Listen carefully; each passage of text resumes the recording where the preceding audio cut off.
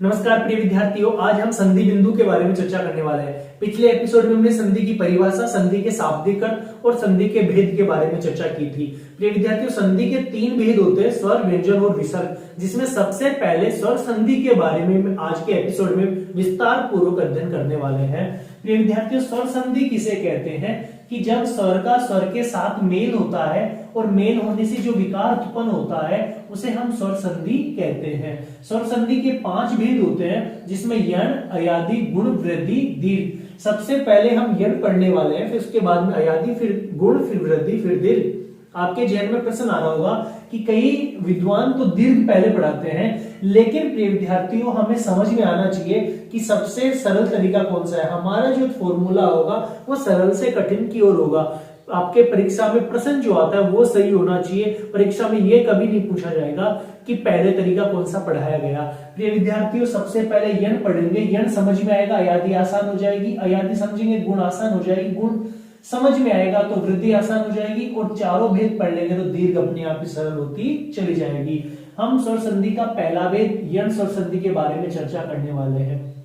यण की किताबी परिभाषा क्या कहती है? यण स्वर संधि की किताबी परिभाषा क्या कहती है कि जब ई या ई, उ व उ, री के बाद कोई भिन्न स्वर आए तो ई व ई का ये बनाते हैं, उ व उ का व, और री का क्या हो जाता है? रे हो जाता है। नोट में लिखा है हमने कि जब ये व रे से पहले आधा अक्षर आए तो 95% यण स्वर संधि होती है। हाँ प्रिय विद्यार्थियों, ये देसी फॉर्मूला है, 95% यण स्वर संधि होती है। किसी भी शब्द में आपको ये व रे से पहले अधूरा अक्षर दिख जाता है और वो शब्द अपने आप में सार्थक होता है तो वहां पे 95% यण स्वर संधि होती है। उसको 100 नहीं कहेंगे, 100% कहने के लिए हमें किताबी तरीका भी देखना होगा। जब किताबी फॉर्मूला लागू हो जाए तो उसको हम 95 से 100% कह सकते हैं। सबसे पहले हम उदाहरण से समझने का प्रयास करेंगे। प्रिय विद्यार्थियों, हमने लिखा अधि प्लस आदेश। पिछले एपिसोड में हमने ये भी सीखा है कि संधि हमेशा प्रथम पद के अंतिम वर्ण और अंतिम पद का प्रथम वर्ण दोनों एक दूसरे से मिलते हैं। मिलने से जो विकार परिवर्तन या बदलाव होता है उसे हम संधि कहते हैं। तो यहाँ देखो, प्रथम पद अधि और अंतिम पद आदेश। संधि हमेशा प्रथम पद के अंतिम वर्ण और अंतिम पद का प्रथम वर्ण दोनों के मेल से होगी। प्रथम का अंतिम देखेंगे तो अधि का यानी ध में से क्या निकलेगा? ध को हलंत करेंगे तो ई निकलेगी। ई भी कैसी? लघु।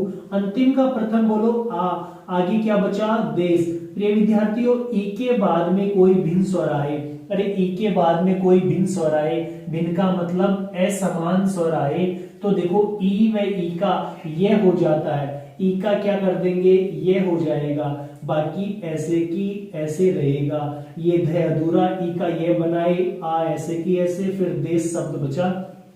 इनको जोड़ेंगे तो ये ध अधूरा है, ये में आ मिलेगा, मतलब ये में आ मिलेगा तो या, और फिर आगे क्या बचा? देश। शब्द क्या बना? अध्यादेश। प्रिय विद्यार्थियों, संधि से संबंधित परीक्षा में 3 प्रकार से प्रश्न बनता है। शब्द दे देता है, संधि पूछ लेता है, शब्द दे देता है, संधि विच्छेद पूछ लेता है, संधि विच्छेद दे देता है, संधि शब्द पूछ लेता है। तो हमने संधि शब्द से, संधि विच्छेद से शब्द बनाना सीखा है। अब शब्द से संधि विच्छेद कैसे करें? तो हमें टुकड़े करने आने चाहिए, टुकड़े करने आने चाहिए। सबसे पहले हम अध्यादेश के टुकड़े करेंगे, अध्यादेश के टुकड़े करेंगे तो देखो ए में क्या?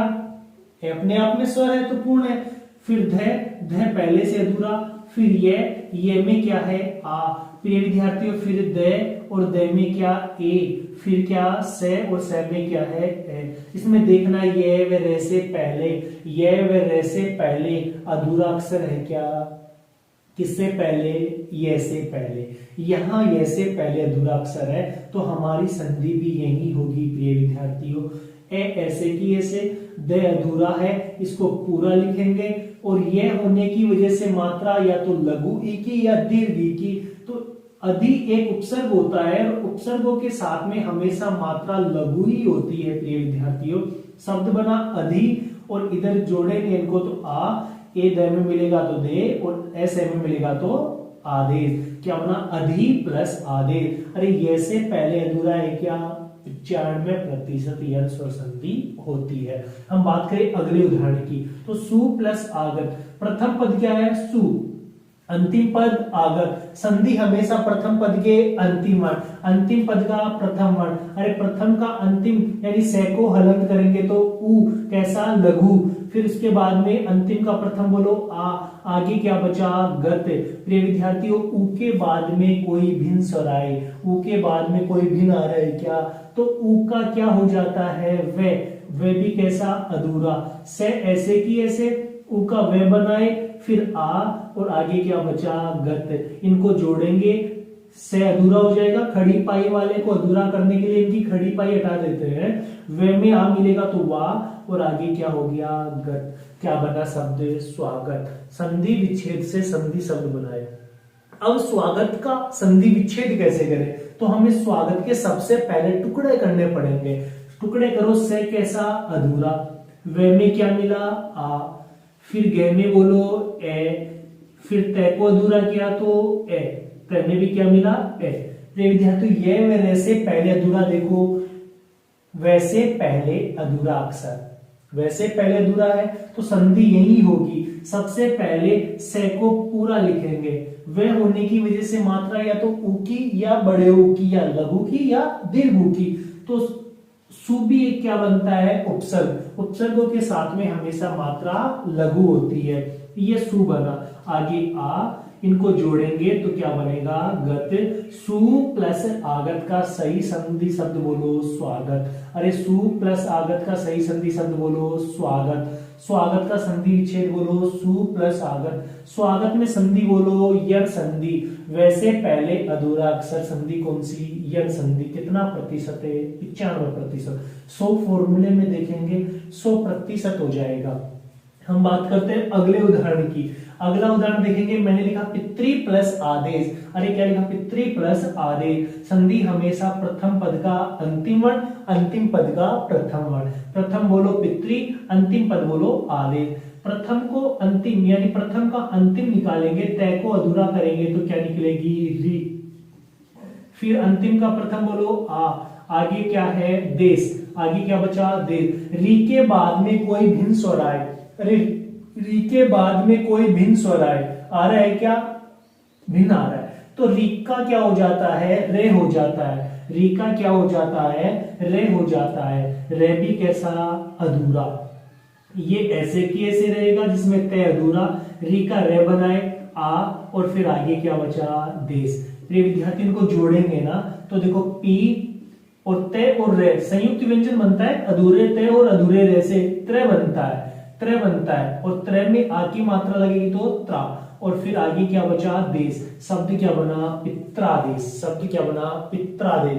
प्रिय विद्यार्थी पित्रादेश का संधि विच्छेद क्या होगा, तो सबसे पहले हमें पित्रादेश के टुकड़े करने पड़ेंगे, क्या करने पड़ेंगे टुकड़े करने पड़ेंगे, तो करो पै में तो क्या ई, फिर त्रय किससे मिलकर बना आधा तय आधा रे और आ, फिर उसके बाद में द में ए, फिर से और से में क्या है।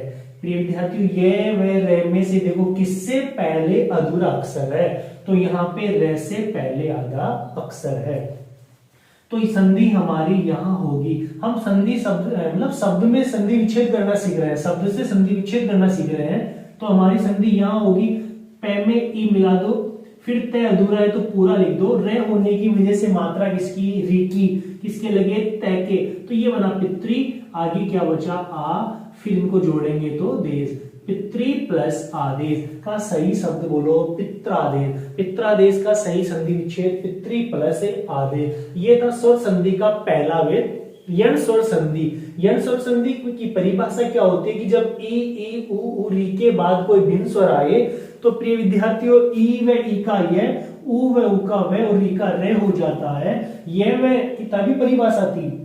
देसी तरीका क्या कहता है, ये व रे से पहले आधा अक्षर आए तो 95% यण स्वर संधि होती है। जैसे हमने अधि प्लस आदेश का अध्यादेश बनाया, अध्यादेश का हमने अधि प्लस आदेश बनाया, ये से पहले अधूरा है तो यहाँ 95% यण स्वर संधि होगी। सु प्लस आगत का स्वागत बनाया और स्वागत का सु प्लस आगत बनाया, वैसे पहले अधूरा तो यहाँ पे भी यण स्वर संधि होगी। पितृ प्लस आदेश का पित्रादेश बनाया, पित्रादेश का हमने पितृ प्लस आदेश बनाया और री से पहले अधूरा अक्षर है, री से पहले अधूरा अक्षर है तो यहां पे संधि हो जाएगी यण स्वर संधि।